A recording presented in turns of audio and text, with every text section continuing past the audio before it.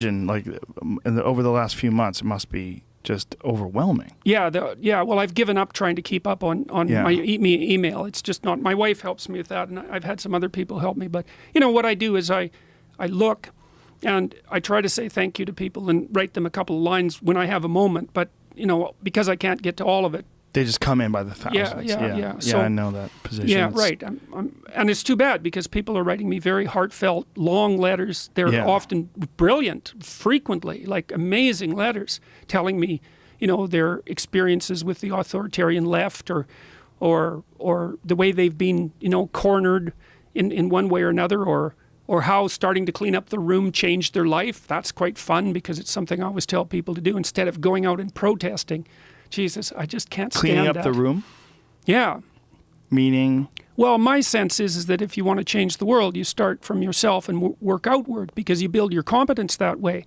It's like, I don't know how you can go out and protest the structure of the entire economic system if you can't keep your room organized. Yeah, isn't that an issue with people, though, that they always want to enact some sort of control over the outside world when their inside is all fucked up? Yeah, well, it's those also are the people that are the most adamant about it? Well, I think there's some truth in that. I think there is truth in that. I mean, people try to change the outside world for lots of ways, but many of those ways aren't just pure good. But, I've thought about, I made a video call, which was called Message to Millennials, where it was called How to Change the World Properly. A bit of on the pretentious side, I suppose, but I was trying to produce something that was a counterposition to this idea that what you should do is go out and fix up other people. That's just not right. And there's a New Testament line about that, something about, not worrying too much about the log in your neighbor's eye, or about the speck in your neighbor's eye when you have a log in your eye. It's like, yes, no kidding, but do you really want to face that? And so what I've thought about is that, well, what you start to do is you start to tell and act out the truth locally, like within the domain of your actual competence, because the world presents itself as a series of puzzles, some of which you're capable of solving and some of which you're not. And you have many puzzles in front of you that you could solve, but you choose not to.